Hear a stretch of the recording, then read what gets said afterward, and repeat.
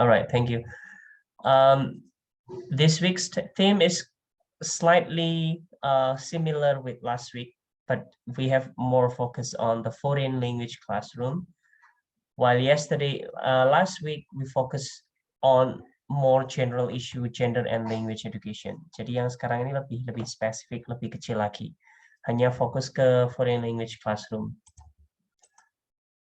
Three issues, ini beberapa slide yang di sini merupakan perulangan dari yang kemarin. Three issues of gender and language in foreign language teaching, itu yang paling sering didiskusikan orang adalah kaitannya dengan classroom interaction, language learning assessment, and language teaching materials.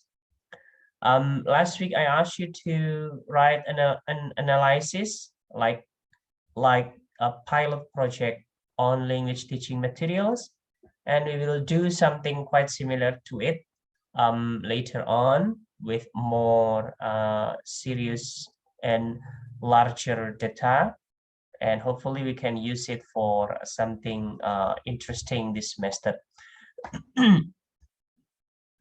Nah, terus isu yang pertama adalah classroom interaction. It refers to the interaction between teacher and student and student. Then otherwise with other stakeholders, selain itu juga dengan seluruh stakeholders yang ada di sekolah atau di tempat belajar di universitas dan macam-macamnya. The second issue is on language learning assessment, related to the instrument used in learning assessment, related to the materials used for language learning assessment, and as well as the tester, the procedure, and so on. Jadi semua yang berkaitan dengan assessment dalam foreign language learning itu dikaji. Dan yang ketiga, language teaching materials yang berkaitan dengan seluruh aspek pengajaran, materi-materi ajar, bisa berupa materi yang bentuknya otentik maupun non-authentic. What we mean by authentic materials is that materials which you purposefully made or which you purposefully produce in order to be used in a class setting. Jadi kayak buku cetak itu materi yang otentik. Sementara iklan di YouTube atau iklan di koran itu bukan materi otentik, tetapi bisa digunakan untuk pengajaran. Kita sebut otentik karena memang diniatkan, direncanakan untuk pengajaran, dan bentuknya memang didesain sesuai dengan rencana pengajaran. Sementara kalau misalkan artikel di koran itu kita bisa ambil dan gunakan di kelas, tetapi pada dasarnya itu bukan bentuknya dari pengajaran. Jadi seperti itu. Next, Lithosality, beberapa rangkuman dari Lithosality's book related to this topic. Yang pertama adalah educational settings are important setting for the construction of gender and the reproductions of a range of gender norms, practices, relations, representations, and identities.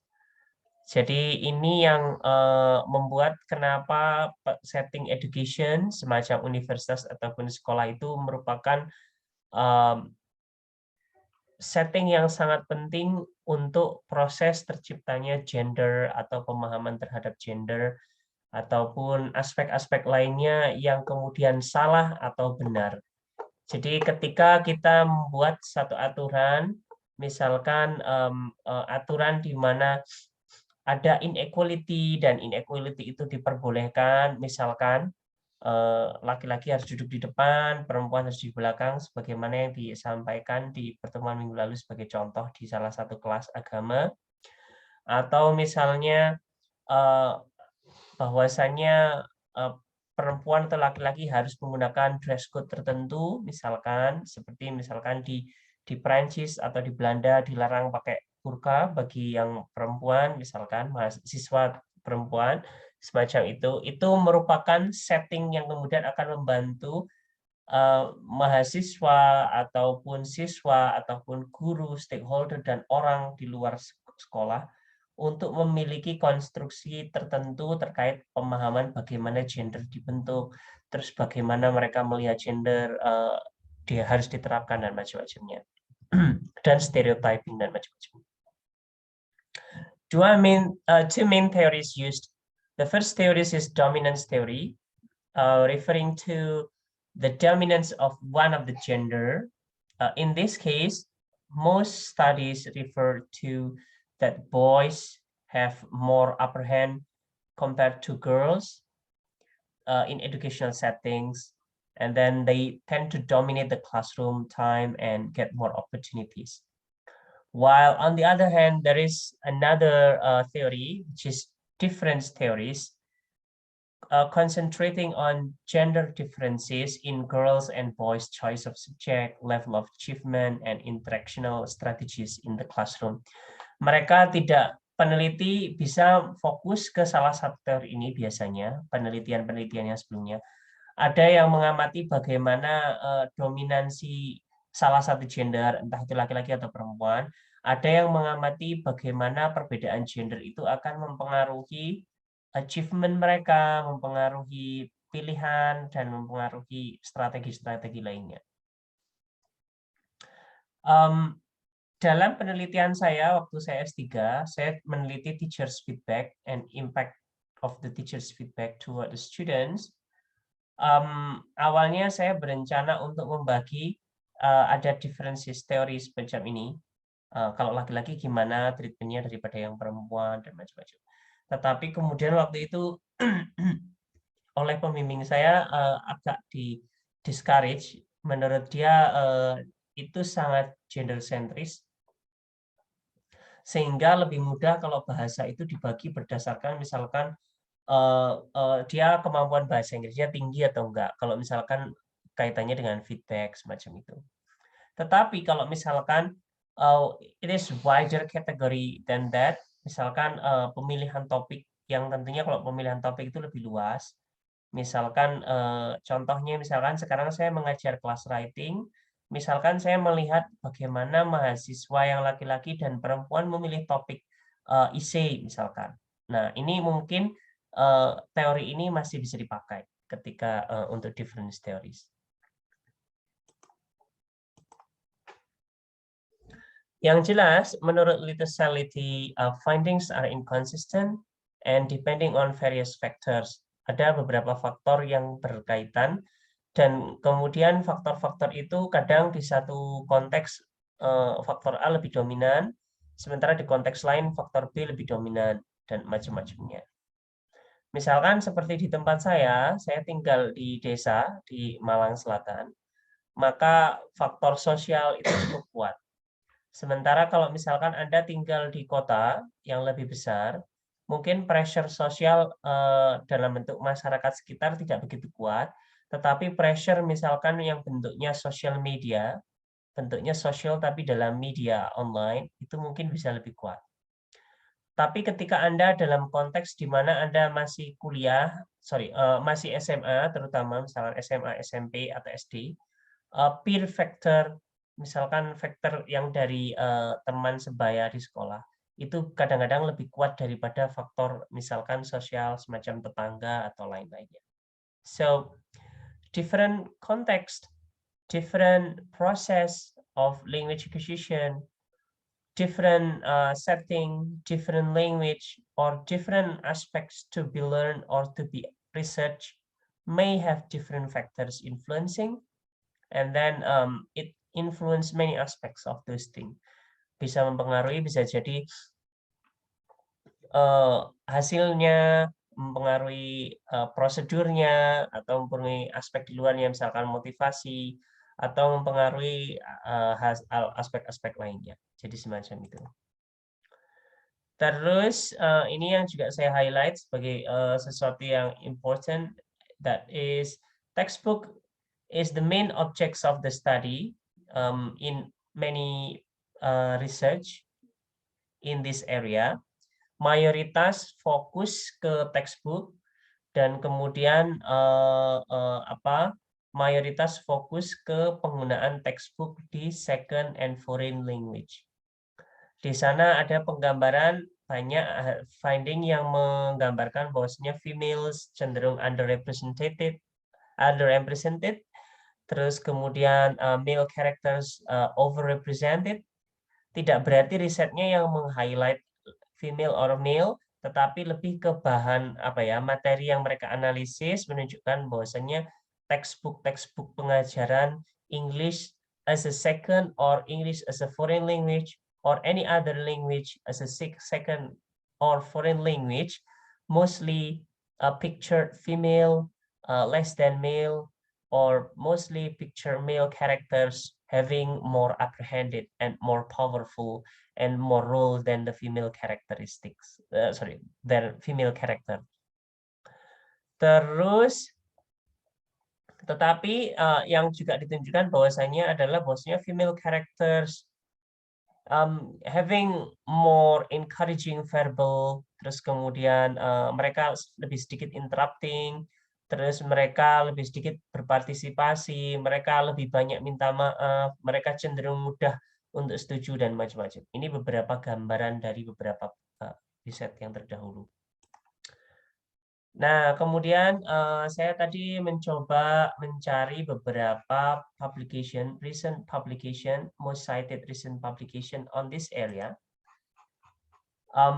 Beberapa, misalkan saya masukkan keywordnya gender sama English language learning, maka muncul ini hanya saya batasi hanya riset-riset yang muncul di Scopus saja dari 200 riset tertinggi dari tahun 2015 sampai tahun 2022. Mayoritas riset Anda bisa lihat di sini sebentar.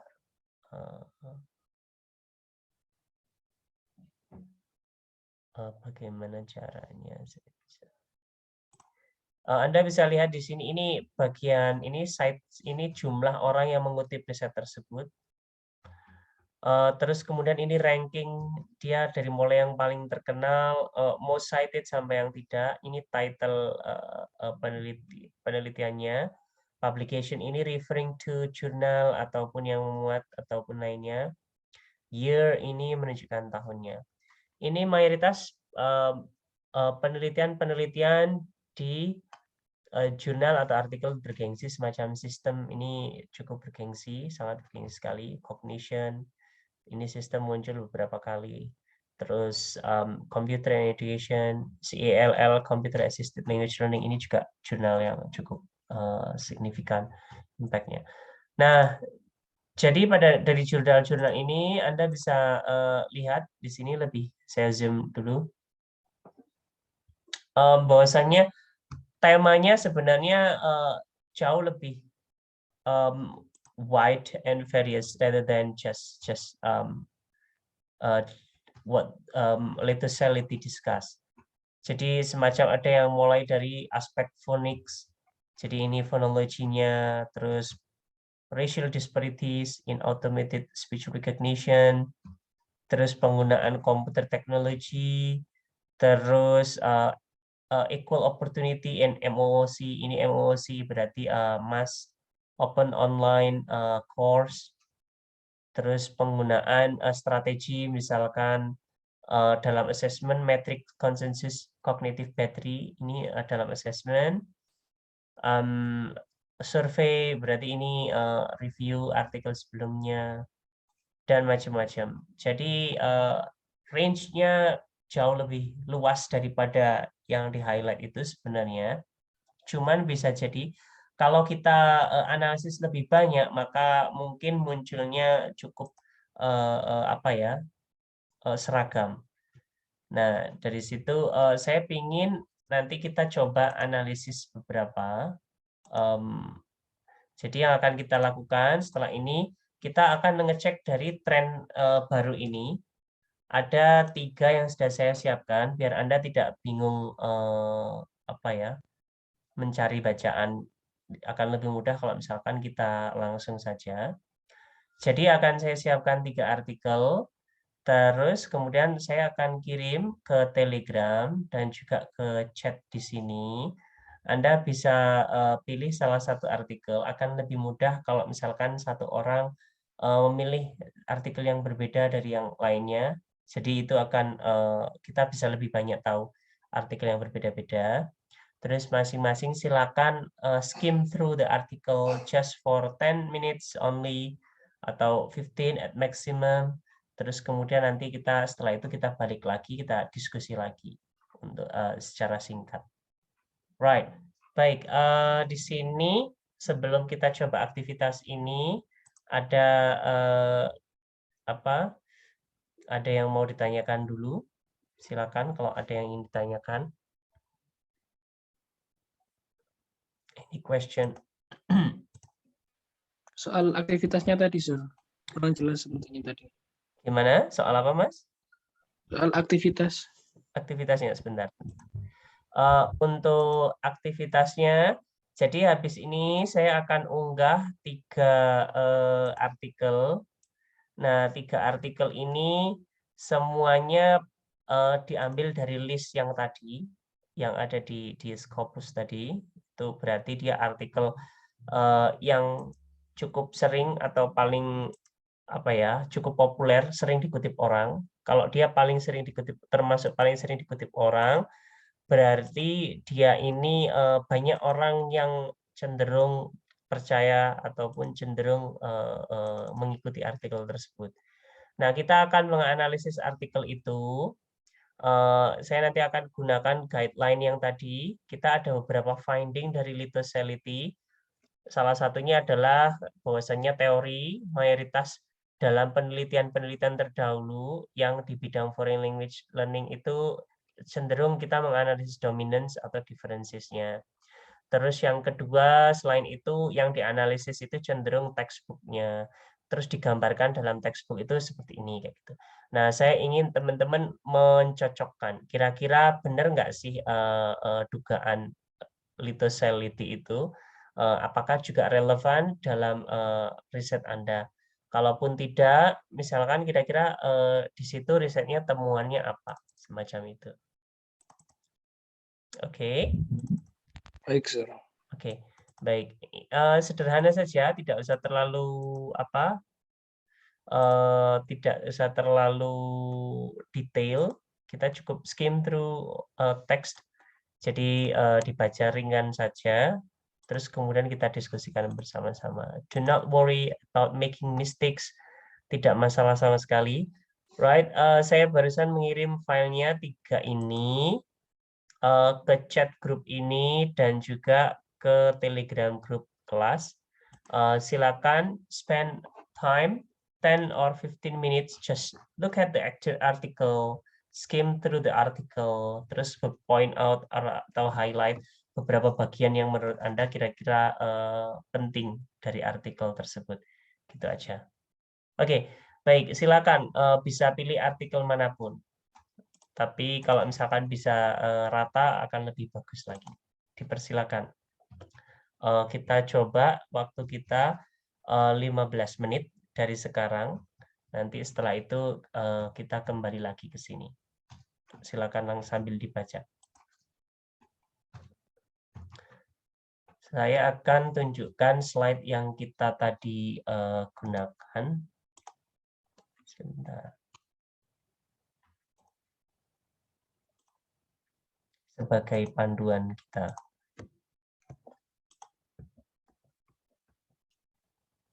Ini berapa dia. Saya akan kirim juga slide ini ke grup sehingga sama Zoom sehingga Anda bisa membaca dari sana juga untuk mencocokkan. Alright, silakan.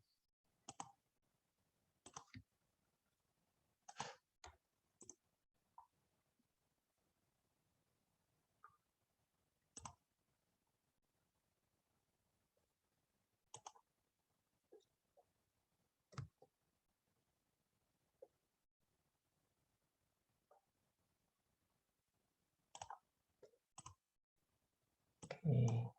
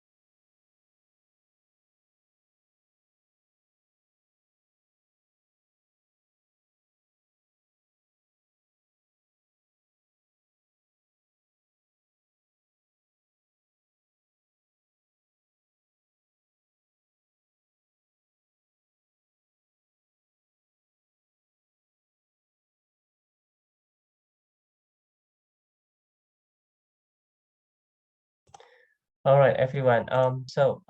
Let's discuss it a little bit. Sebentar, saya sharing dulu.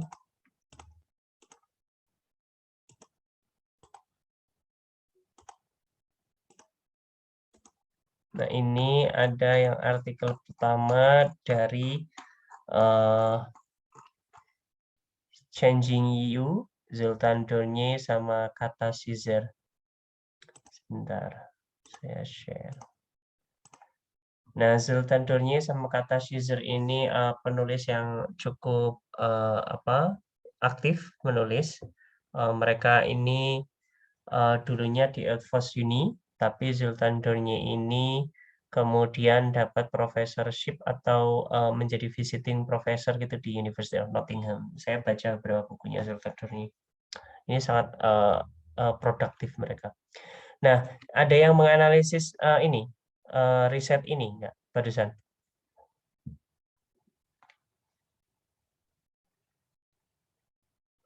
Ada yang baca riset ini? Tadi saya sempat baca cuma tidak nemu. Oke, baik.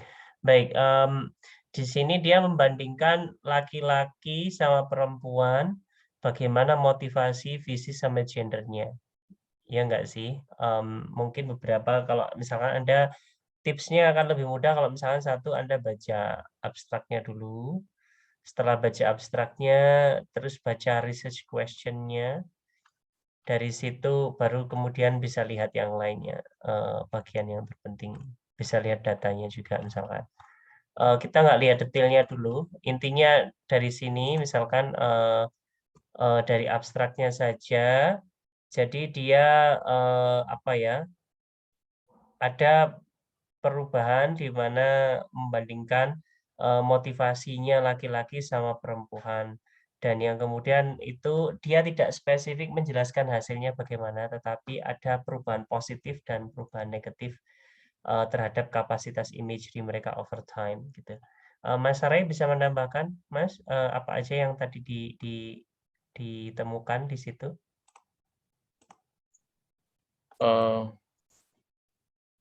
The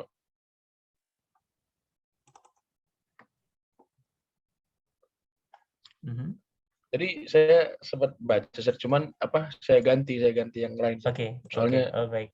Ada yang baca ini, teman-teman? Artikel yang barusan punyanya You, Donny sama Caesar tadi?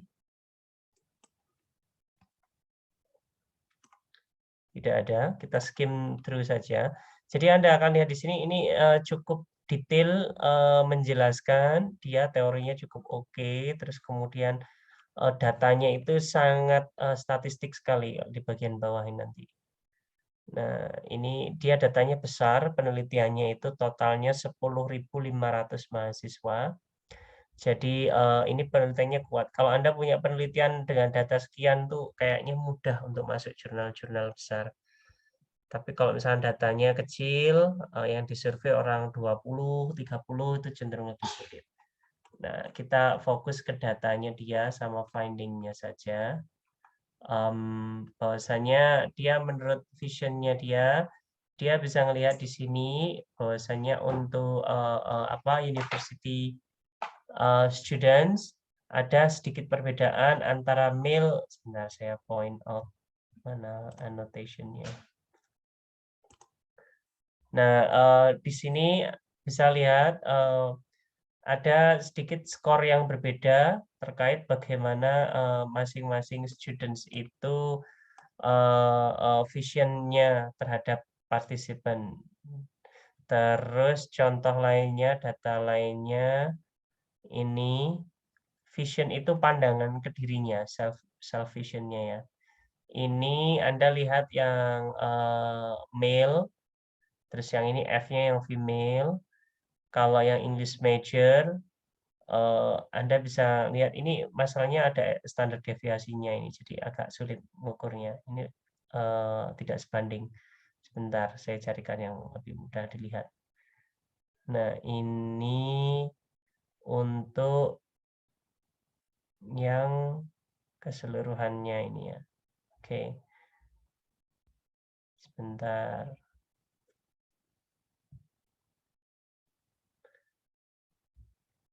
Yang ini untuk female and male setup figure 3.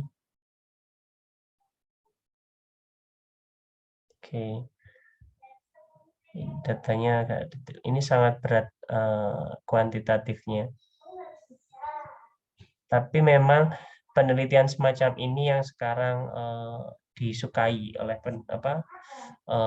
di model kita itu. Karena sekarang itu big data, we talk about big data. Rasio positive change terhadap negative change dari vision yes group. Jadi visionnya tadi ada yang dibagi 2, yes sama no. Terus yang ini yang vision yes group, ada datanya, ini sedikit berbeda antara laki-laki dan perempuan. Terus di English major terutama ada arah 10 dan 7, ini yang cukup signifikan. Artinya bahwasanya peneliti itu cenderung menggunakan differences antara male and female rather than dominance of one another. Jadi ini trennya dia seperti itu. Ini Anda bisa lihat positif sama negatif change-nya, tapi di sini nggak ada laki-laki perempuannya untuk yang ini. Oke, pada dasarnya seperti itu yang dianalisis ini. Dia tidak begitu banyak menggunakan sebentar, yang kedua, tidak begitu banyak menggunakan dominance teori di situ, dan dia tidak begitu tertarik ke sana arahnya. Kalau yang ini, jurnal sistem ini, dari Lee dan lain-lain ini, ada yang menganalisis penggunaan komputer teknologi. Tadi ada yang sempat melihat ini? Pak, Ya. saya Gimana, Mas? sempat baca tapi ini tidak ada dominan gitu, Pak. Oke, Yang tetapi yang di sini disebutkan gender and age different were not found is those of computer or for this is there, but the older students. Jadi tidak untuk yang saya tangkap tuh tidak untuk jenis kelamin gitu. betul. Tetapi Jenis lebih kelamin, ke apa, tapi Mas? lebih orang-orang dewasa gitu. Oke, baik. Itu yang saya tangkap. Baik, terima kasih sekali. Lebih ke gender nggak dominan ya di sini ya. Sepertinya di abstrak juga disampaikan demikian. Dia sepertinya menemukan bahwasanya itu tidak begitu dominan sehingga dia tidak fokus ke situ. Ini di sini. Jadi gender sama age itu merupakan salah satu bagian dari personal factor. Nah ini personal factor.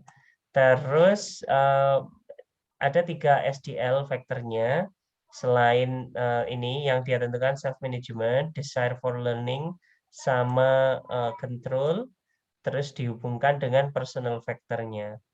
Jadi personal factor semacam age sama gender itu muncul tetapi tidak begitu signifikan. Ini penelitiannya juga besar, pakai survei ke 404 mahasiswa. Terus di sini kita bisa lihat contohnya datanya. Sebagaimana yang disampaikan Mas Eko tadi, hubungannya lebih ke personal factor tapi in general lebih dari sekedar gendernya saja. Jadi tidak spesifik ke gender.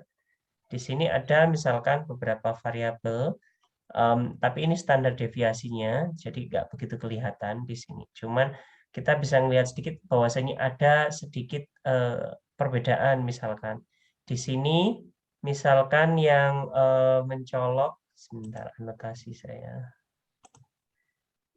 Misalkan kita ingin melihat yang cukup mencolok, misalkan data terkait individual antara laki-laki dengan perempuan, terus lainnya mungkin itu saja mungkin kayak ini manajemennya umur di atas 20 antara laki-laki dengan perempuan cukup tinggi semacam itu, lainnya tidak begitu jauh gapnya.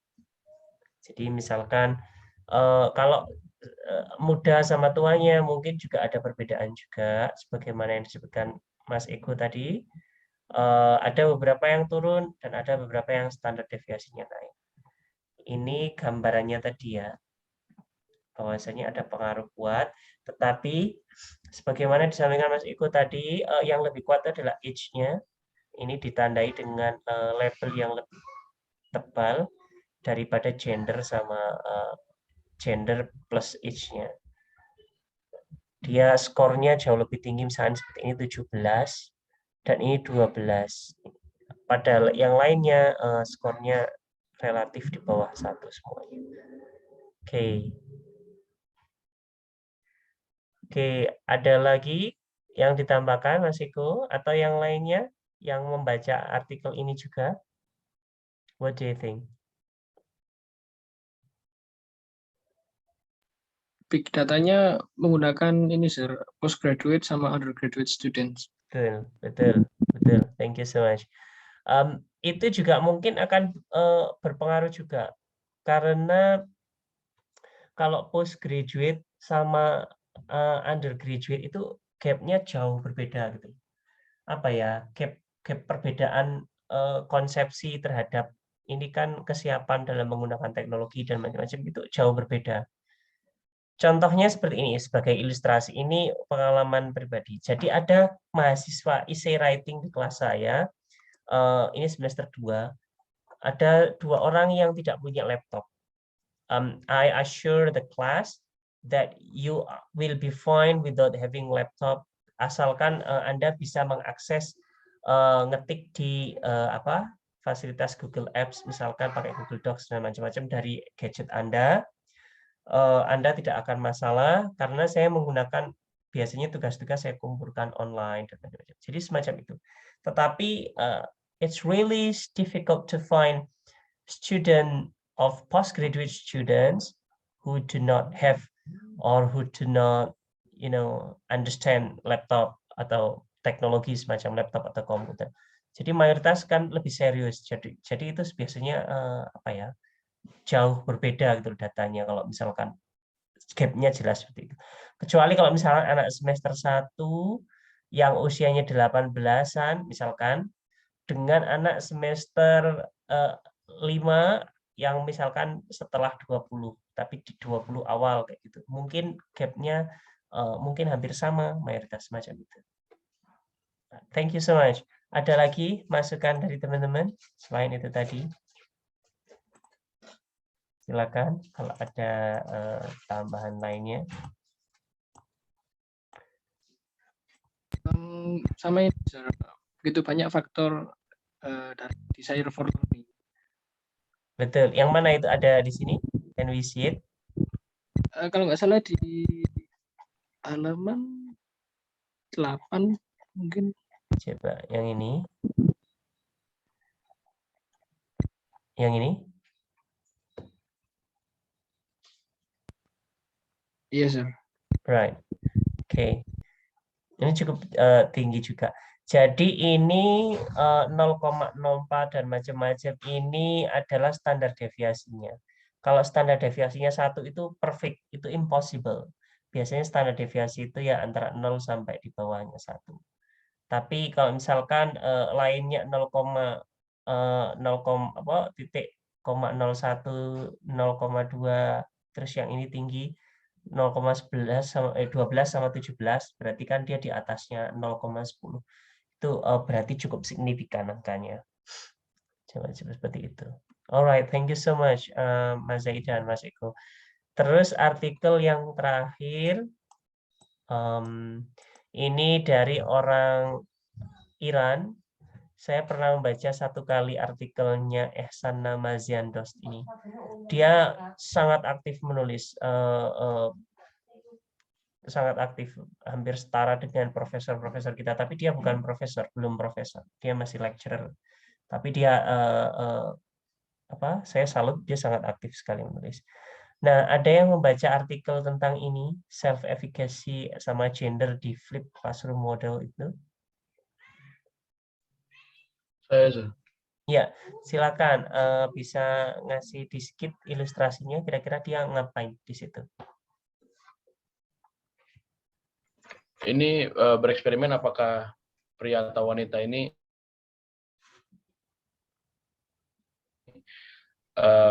apakah mengalami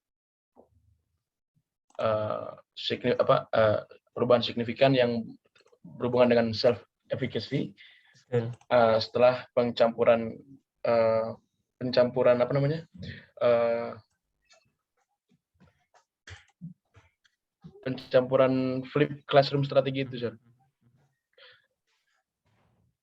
Terus kemudian ada Nah, yang kaitannya dengan gender untuk temuannya, Mas?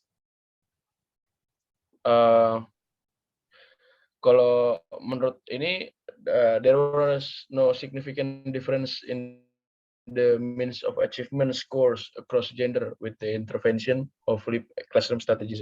Right, oke. Baik. Menurut dia tidak ada hasil signifikannya. Kita lihat gambar-gambarnya aja. Dia pertanyaan ini sangat heavy statistik. 3 riset ini tiga-tiganya itu sangat kuantitatif oriented. Jadi riset zaman sekarang itu biasanya kalau yang masuk di Scopus dan macam-macam itu clue-nya itu biasanya yang paling sering mayoritas itu riset-riset statistik, maksudnya kuantitatif, angka-angka gitu. Terus yang kedua adalah riset yang datanya besar. Semakin besar data Anda, misalnya di atas 1.000 orang, itu cenderung akan lebih mudah daripada kalau datanya lebih kecil. Jadi semacam itu. Saya termasuk kualitatif analisis. Penelitian-penelitian saya itu cenderung kualitatif. Jadi saya agak lemah di statistik itu karena tidak pernah mendapatkan mata kuliah statistik waktu S1, S2 itu. Kebetulan memang di tempat-tempat saya kuliah itu bahasa Inggris linguistiknya itu diarahkan ke mendeskripsikan bahasa. Jadi kami tidak begitu kuat dalam statistik semacam ini. Itu jadi point of view saya semacam itu. Tapi biasanya akan lebih mudah karena kalau angka itu lebih mudah gitu loh Mas, Mbak, untuk melihat oh yang ini lebih tinggi nilainya misalkan daripada yang ini kayak gitu-gitu. Jadi itu yang akan mudah. Ini contohnya dia standar deviasinya yang yang laki-laki post sama pre-nya ada perbedaan di sini. Antara ketika setelah dimasukkan flip classroom sama belum. Terus yang perempuan juga ada dan kedua-duanya ada sedikit perbedaan di mana kalau laki-laki turun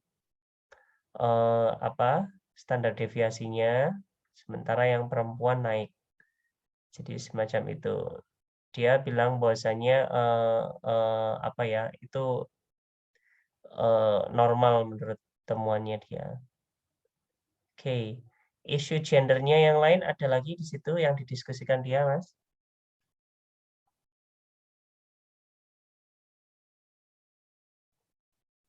Ada?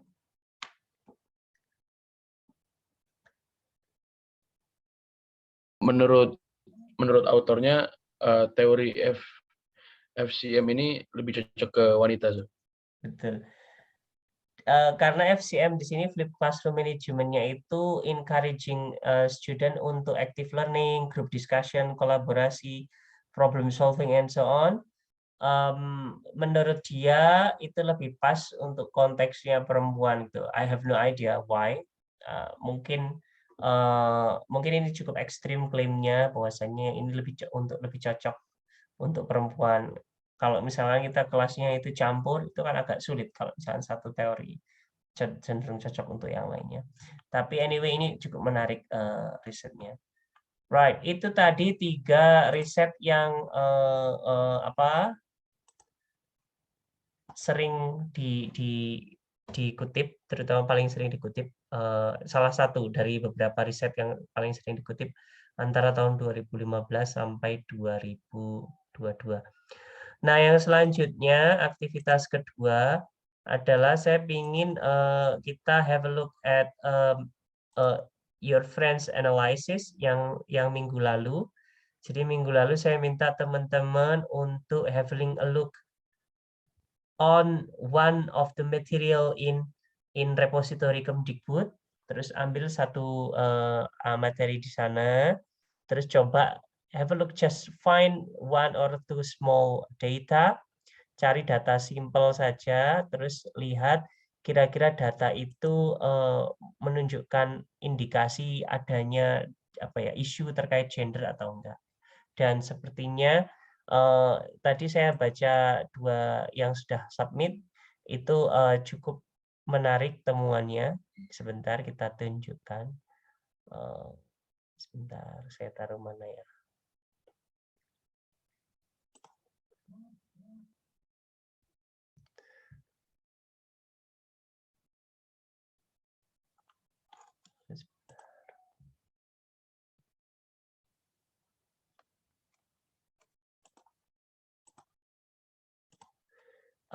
Bagi yang belum mengumpulkan, dipersilakan, masih ditunggu. Kalau misalkan Anda mengumpulkan, nanti kita akan ini sambil kita kaji sekalian, jadi biar kita bisa melihat sama-sama. Ada ini dari tulisannya Mas Sarai. Mas Sarai ambil buku Expressing Intention bahasa Inggris kelas 10. Terus di situ highlighting one example, terus ada analisisnya di bagian bawah. Can you retell, Mas, kira-kira analisisnya Mas Sarai tentang apa waktu itu? Yang ini, gimana Mas? Silakan. Oh yes sir. Jadi penemuan saya tentang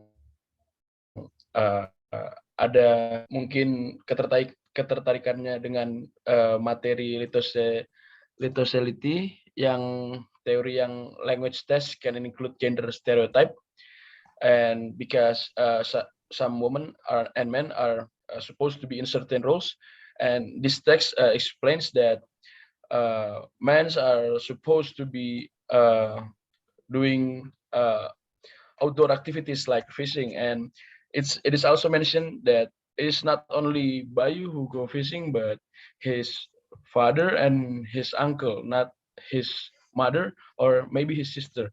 And there is some generalization, and the woman here, Santi and Riri, also stay in their home, tries to bake cookies for their families, because they when the character stereotype that women on holiday are just staying at home and cooking, not doing outdoor activities. Oke, baik. Ada lagi? Silakan.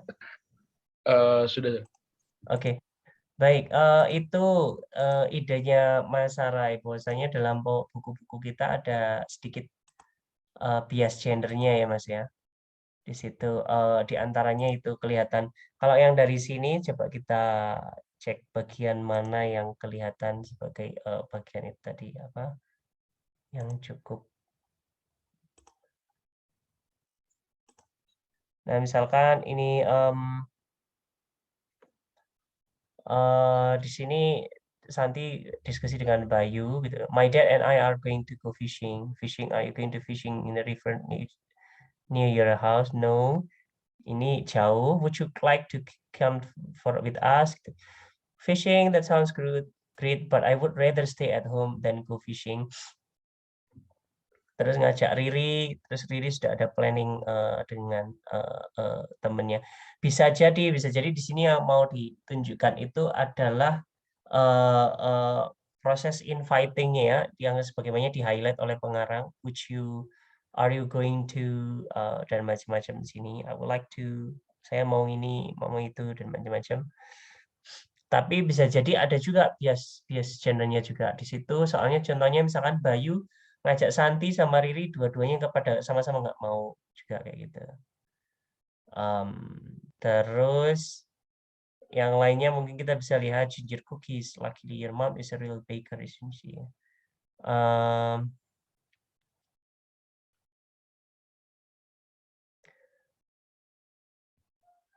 Oke, di sini Santi diajak, tapi dia mau tinggal di rumah saja.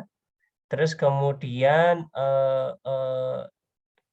Santi berencana ikut dengan Riri. Jadi contohnya semacam itu. Jadi sebagaimana tadi, walaupun itu kadang-kadang normal, tapi penggambaran semacam ini tidak harus begitu akurat semacam ini. Misalkan kita bikin yang lebih mudah, misalkan laki-laki 2, perempuan 2, di situ sambil belajar menolak dan menerima ajakan kayak gitu juga bisa sebenarnya.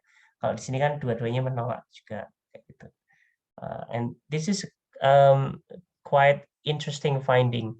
Kalau misalkan satu semacam ini, kita masih tidak jelas apakah data ini memang menunjukkan bias gender semacam itu tadi. Karena bisa jadi tidak berarti itu intentionally ada unintentionally ada bias gender. Tetapi jika dalam satu buku itu berkali-kali muncul semacam ini, di mana ada segregasi yang jelas. Kalau yang laki-laki misalkan bertukang,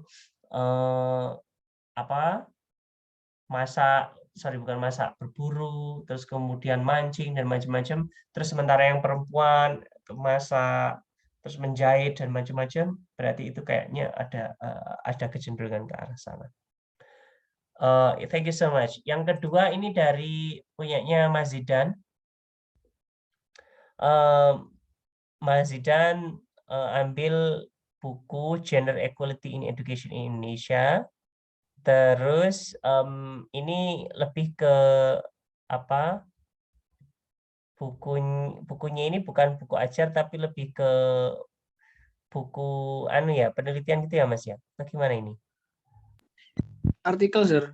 Artikel. Tapi dari penelitiannya badannya sendiri tuh yang bernama DP. Can you explain a little bit about your findings here? Jadi yang saya ambil contoh di sana itu ada 2, Sir. Ada yang contoh di dalam kelas sama yang di kurikulum. Oke. Terus can you discuss a little bit about the example? Ada bisa dicontohkan di sini? Contohnya kayak gimana? Dominant male in learning. In the yang ini, oke. With discussions, when the teacher do Q&A section, the boys interpret, and the teacher give a chance to the male directly. Okay. And the other examples, ada buku as illustrations, bahwa kalau perempuan itu sering bertanya dan melakukan kesalahan. Oke. Baik. Thank you so much.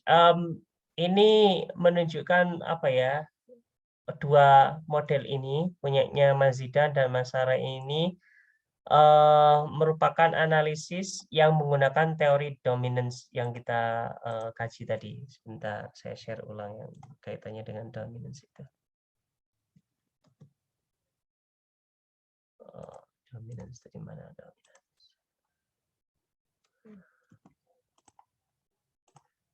Ini. Dominance theories demonstrated that girls were at disadvantage compared to boys in educational settings. Ini terutama kalau misalkan riset-riset yang tadi yang Literacy discuss sebelumnya, minggu lalu kita sebutkan, tahun 1980, 1990-an. Sementara kalau yang sekarang, seperti yang kita lihat di 3 artikel yang kita cek singkat tadi, artikel yang dari jurnal-jurnal terindeks tertinggi dan paling dikutip orang, itu mayoritas menggunakan teori-teori differences. Jadi ini yang kemudian sedikit membedakan, karena memang analisisnya sedikit berbeda juga.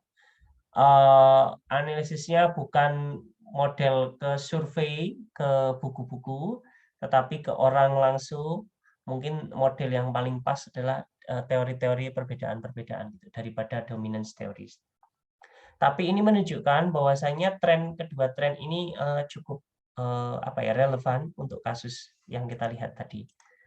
Terus findings itu selalu inconsistent, sebagaimana dilihat dalam 3 artikel tadi. Tadi saya milih artikelnya secara random saja. Pokoknya saya lihat kira-kira ada kaitannya dengan gender, saya ambil gitu. Terus saya nggak pikir banyak-banyak, maksudnya nggak ambil banyak-banyak. Saya khawatir kalau misalnya kebanyakan nanti kita overload. Jadi di situ saya ambil 3 dan kebetulan bagusnya 3-tiganya itu membicarakan topik yang berbeda-beda. Ada yang terkait dengan self efficacy, bagaimana perempuan dan laki-laki itu apa ya, rajinnya, motivasi dirinya, terus kemudian self view-nya laki-laki dan perempuan, sama yang ketiga kaitannya dengan komputer, penggunaan teknologi komputer, kesiapan penggunaan teknologi komputer. Itu menunjukkan interaksi, terus kemudian yang 2 paper yang Anda analisis, bukan paper, 2 textbooks atau bahan ajar yang Anda analisis, sebaliknya menunjukkan finding yang berbeda dengan teori dominance. Jadi findings itu tidak selalu konsisten. Mungkin sekali sangat inkonsisten dan itu dipengaruhi oleh banyak faktor. Faktornya bisa jadi apa yang terjadi di lapangan atau bisa jadi faktor dari apa yang ditentukan oleh si peneliti. Si peneliti ini maunya neliti apa, kayak gitu. Nah, itu yang kemudian membedakan. Ini juga literacy textbook as main object of the study. Ini tidak muncul tadi di Scopus, tapi karena kita kemarin ada exercise tentang itu, jadi sedikit banyak muncul. Dan di situ misalkan female memberi encouraging feedback lebih banyak, terus kemudian jarang interrupting. Tadi di punyanya Mas Sarai tidak begitu banyak interruptions,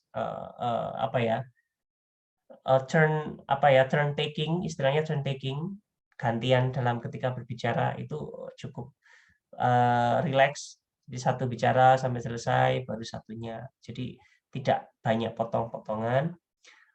Dan cenderung gampang setuju, sebagaimana tadi si laki-laki menyarankan kalau gitu kamu ikut ini aja masak, terus dia bikin kue, si dia langsung setuju dan macam-macamnya, sama seperti itu.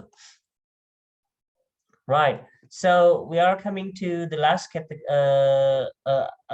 activity, which is textbook analysis. Textbook analysis kali ini hampir sama persis dengan yang kemarin kita lakukan. Cuman kita akan lebih serius dan kita akan pasang target yang lebih bagus, yang lebih besar. Jadi goalnya nanti saya akan siapkan beberapa textbook bahasa Inggris yang saya ambil dari repository Kemdikbud itu. Dan di situ nanti ada beberapa textbook analysis. Anda akan mendapatkan waktu yang lebih panjang. Jadi ini adalah independent study untuk 2 minggu. Minggu depan kita tidak ada kuliah fisik, tidak ada kuliah ketemuan semacam ini. Minggu depan aktif, yang libur hari Kamisnya. Cuman saya ingin teman-teman take 1 day off, tidak ada gender and untuk minggu depan. Tetapi saya ingin teman-teman benar-benar fokus untuk menganalisis. Jadi nanti Anda akan menganalisis lebih banyak teks daripada yang ini, yang kemarin itu untuk pemanasan. Terus kemudian mengisi teks tersebut ke dalam tabel. Jadi nanti kita akan bikin tabel-tabel. Tabelnya misalkan berapa banyak yang dominan, terus berapa banyak yang misalkan laki-laki, seberapa sering, misalkan nanti akan ada beberapa parameter, misalkan gambar, seberapa banyak gambar yang tidak dominan, tidak bias laki-laki perempuannya tidak seimbang. Terus kemudian ada berapa banyak total gambar yang ada dalam buku itu. Terus kemudian ada berapa banyak percakapan yang tidak seimbang dan macam-macam. Terus pertanyaan dan macam-macam. Jadi ini seperti menganalisis tapi lebih mendalam. Nah, goalnya adalah nanti saya akan minta kelas C dan kelas D untuk menganalisis secara mendalam beberapa buku. Masing-masing orang mungkin akan mendapatkan 1-2 buku. Nanti akan saya bagi bukunya. Terus kemudian Anda analisis dalam 2 minggu ini. Anda masukkan data dalam tabel itu, terus kita mendapatkan beberapa kesimpulan kasar terkait ini. Nah, kemudian nanti perwakilan grupnya, jadi nanti dari grup kelas ini, totalnya di kelas ini ada 5 kalau tidak salah, 5 mahasiswa. Yang kelas C itu ada sekitar 6 mahasiswa, masing-masing nanti akan saya minta untuk submit abstrak untuk ke Asia TOEFL TOEFLin Conference. Jadi di jurusan kita nanti Agustus besok akan diadakan conference. Conference-nya ini besar, international conference. Terus nanti kalian masukkan salah satu bisa mewakili untuk memasukkan, terus seluruh yang lainnya di list namanya juga. Anda attach nama saya juga, masukkan nama saya. Karena kalau saya juga dimasukkan, Anda gratis, tidak perlu bayar. Harapannya kita bisa lolos, bisa presentasi. Kalau tidak bisa presentasi, tidak masalah. Jadi ini sekedar try out saja. Kalau misalkan lolos, terus Anda diundang presentasi, bisa seluruh anggota tim presentasi atau perwakilannya. Jadi nanti ini akan cukup membantu. Kita sambil menganalisis, dan analisisnya itu kita sampaikan secara ilmiah juga. Jadi biar tidak hanya berhenti di sekedar analisis terus kemudian sudah selesai, tapi kita coba biar ada step terusannya dari situ. Alright, what do you think about this plan? Saya masih kurang jelas, Sir. Jadi kita menganalisis buku atau nanti kita akan menganalisis seperti kemarin itu. Kan yang kemarin saya minta untuk cari sampel contoh saja. Nah, yang besok ini saya akan sediakan data yang sudah full, misalkan 1 buku atau 2 buku untuk masing-masing orang. Terus masing-masing orang kita bagi tugas, Anda akan menganalisis beberapa bagian di situ yang akan nanti saya perinci. Mungkin ada beberapa hal, misalkan jumlah gambar, terus jumlah gambar yang menunjukkan bias gender, terus jumlah percakapan yang ada bias gendernya, apa saja Anda copas-copas kayak gitu. Terus kemudian kita kumpulkan data dari seluruh analisis menjadi satu. Nanti akan dapat satu data yang besar. Nah, data ini akan kita sampaikan ketika di abstrak. Nanti kita buat jadi abstrak kecil. Terus kalau misalkan lolos, nanti kita bisa kirimkan kita presentasikan di Asia TOEFL. Kalau tidak lolos, tidak masalah. Semacam itu.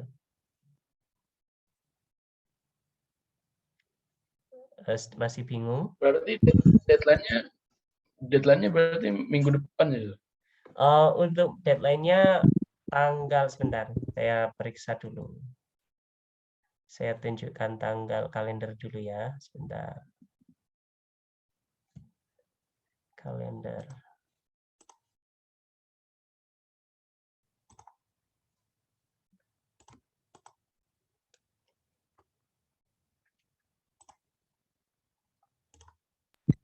Maaf, Sir, untuk fokus analisisnya dari jumlah gambar, percakapan, dan bias gender. Iya, jumlah gambar dan percakapan. Terus kemudian masing-masing dalam gambarnya ada bias gendernya enggak, terus percakapan ada gender-gendernya enggak. Tidak harus percakapan, tapi bisa jadi teks dalam situ. Jadi nanti ada perinciannya percakapan, terus teks, misalkan teks lainnya sama itu tadi gambar-gambarnya. Jadi sekarang kan tanggal 25 Februari. Saya bikin aja month.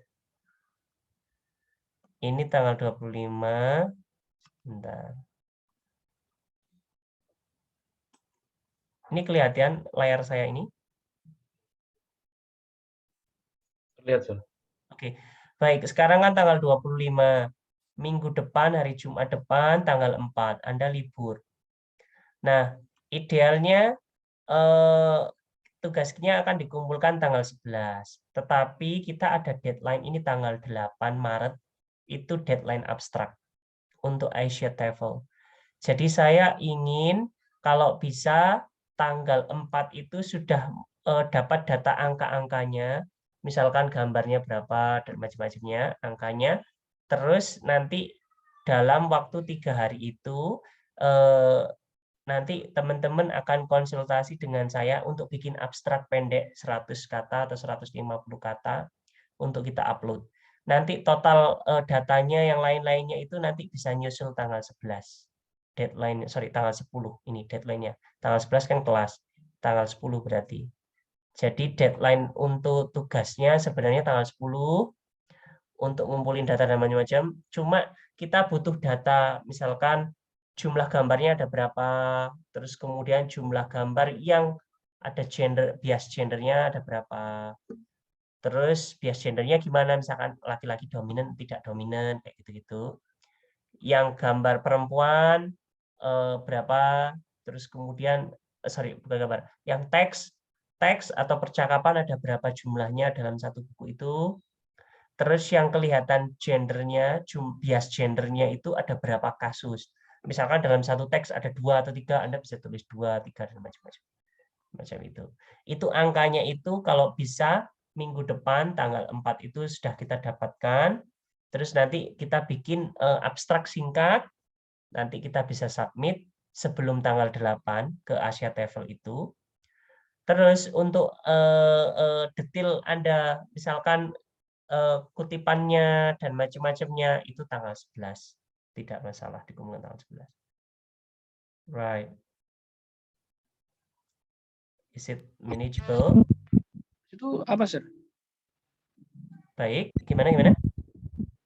Yang maksud tadi yang tanggal 11? Tanggal 11 untuk di kelas, kita diskusikan di kelas nanti. Jadi Anda bisa mengumpulkan tanggal 11 ini. Tanggal 10, sorry tanggal 10. Hari min satunya, hari Kamis malamnya. Silakan dikumpulkan tanggal 10. Nanti tanggal 11-nya baru kita diskusikan di kelas. Jadi sebagai ada 2 kelompok berarti ya, Sir? Yang... Betul. Jadi kelompok 1 itu di kelas kita itu nanti akan meneliti tentang kontennya, learning materials. Kelompok 2 nanti akan meneliti assessment. Jadi dalam satu buku itu kan banyak exercise juga. Jadi mereka akan meneliti exercise itu ada yang bias gendernya atau enggak, semacam itu. Nah, kelompok kita nanti akan dapat data juga dari mereka, dan kelompok mereka juga akan dapat data dari kita juga. Jadi kita fokus ke apa namanya, ke seluruh teks plus gambar di dia apa dalam itu tadi. Sementara kelompok satunya fokus hanya ke apa ya, exercise, terus kemudian assessment dan macam-macamnya dari buku-buku tadi. Untuk menerima bukunya itu kapan ya, Sir? Nanti saya siapin ya. Ini tadi sekalian saya kirimkan berdasar dengan G-form-nya juga biar lebih mudah. Oke. Berarti satu kelas ini kita satu kelompok ya, Sir? Jadi kita ngerjainnya bareng aja. Betul. Oh, iya, Betul. baik, Sir. Tapi nggak artinya satu buku satu kelas. Kemungkinan nanti satu orang satu buku. Jadi masing-masing menganalisis buku yang berbeda. Tapi tetap dipaparkan menjadi satu kelompok ya, Sir? Iya, nanti dipaparkannya nanti. Yang penting kita analisis dulu, nemukan datanya dulu. Nanti nulis analisisnya setelah submit abstraknya itu baru kemudian kita paparkan belakangan saja nanti. Iya, berarti tiap anak kan dapat buku masing-masing satu. Betul. Nanti dijadikan satu gitu maksudnya. Betul.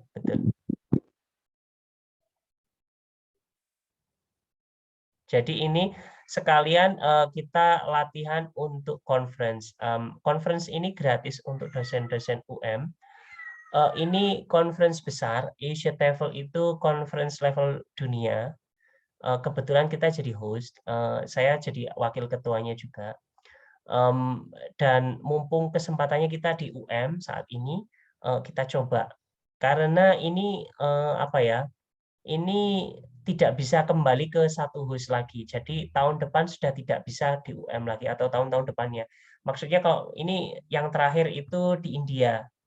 Jadi tahun 2021 itu di India. Ini tahun 2022 kebetulan di UM. kebetulan di jurusan kita dan kebetulan kita punya akses ke sana. Jadi kita coba masukkan. Kalau misalkan tidak bisa, nggak masalah. Tapi kalau misalkan diterima, that's really good. Kalian biar punya kesempatan untuk apa ya?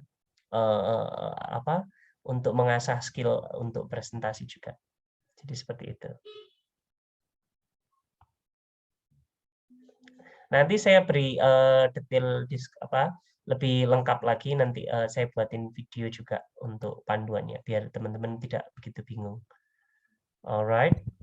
Kalau saya mau review tanggalnya ini, berarti tanggal 4 mengumpulkan data angka. Datanya, angka-angkanya agar biar kita tahu berapa sih jumlah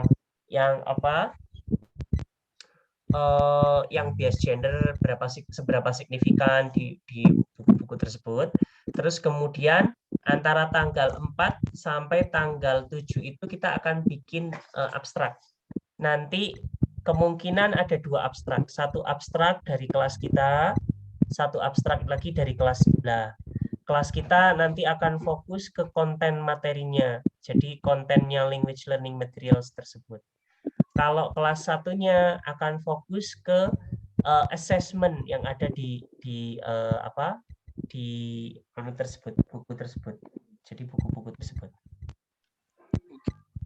Terus setelah itu baru tanggal 11 kita kumpulkan seluruh datanya. Jadi screenshot Anda ambil screenshot atau di copy dari itu teks tersebut, terus jadikan satu. Nah, setelah itu kita bisa punya data aslinya yang besar. Nanti ketika Anda presentasi, Anda tinggal mudah karena sudah punya datanya detail. Semacam itu. Tanggal 11 atau tanggal 10 deadline-nya? Oh, tanggal 10, sorry. Tanggal 11 kita diskusi di kelas. Tanggal 10 seperti biasa, deadline-nya H-1 Kamis malam berarti untuk kelas kita. Saya mau tanya ini, Asia TEFL ini berarti nanti conference-nya dari beberapa negara Asia gitu ya? Untuk apanya, Pak? Asia TEFL, saya kurang tahu maksudnya. Asia TEFL itu nama konferensi dalam bahasa Inggris, konferensi di bidang bahasa Inggris. Ini sebentar tak bukain aja.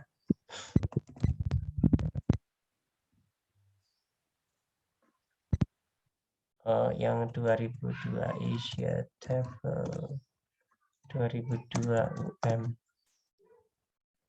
Nah, ini kelihatan slide yang saya share ini. Sebentar, masih loading. Nah, ini conference. Sebenarnya semacam TEFLIN conference itu conference juga di Indonesia. Ini sudah tua conference-nya. Dan setiap tahun geser pindah-pindah. UM itu sudah lama tidak host ini. Jadi tahun 2021 di Universitas Negeri Padang. Tahun 2017 di UNY. Selalu pindah-pindah setiap kota. Kalau Asia TEFL ini levelnya lebih besar lagi, level Asia. Tahun terakhir penyelenggaraan itu di 2017 di UNY. Jadi UNY itu mengadakan Asia TEFL TEFLIN Conference waktu itu. Terus ke Indonesia lagi kebetulan tahun 2022 ini kebetulan karena kita diminta untuk menjadi host. Jadi bukan kita bidding. Kalau kita bidding belum tentu diterima karena berat kriterianya banyak dan agak sulit gitu lepasin. Nah, conference-nya itu tanggal 5 sampai 7 Agustus. Terus untuk abstraknya itu tanggal deadline-nya sebentar. Deadline-nya itu aslinya adalah ini tanggal 8 Maret untuk abstrak. Jadi kita ngejar deadline ini, which is in the next weeks, dan kita pingin agar kalau bisa kita bisa masukkan. Kalau misalnya tidak bisa tidak masalah. Nanti kalau lolos tidak masalah. Kita asal yang penting kita coba untuk masukkan saja. Terus nanti conference-nya cukup bagus. Ada plenary speakers sama keynote speakers-nya orang-orang terkenal di bidang ini. Jadi nanti temanya kita cukup sesuai pada dasarnya. Ini orang-orangnya. Ada Bu Dekan, terus kemudian beberapa pakar-pakar lainnya. Nah, terus ini juga ada bayarnya juga. Jadi kalau misalkan dari Indonesia, student itu sekitar ini kalau reguler offline 925.000, kalau online reguler 250. Kalau misalkan Anda daftar dengan saya, nanti bisa dibuat gratis. Nah, harapannya gitu. Jadi kita mau nyoba, mumpung ada kesempatan seperti ini, kita coba gitu. Terus temanya sama topiknya ini nanti kita akan sedikit arahkan temanya, tidak spesifik terkait gender, tapi kita ingin mereview. Agak lambat ya saya. Nah.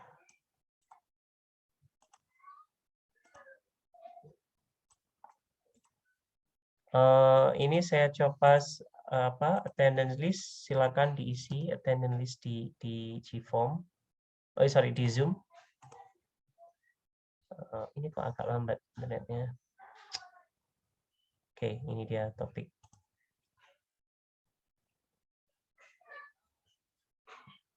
Nah, di sini ada beberapa topik.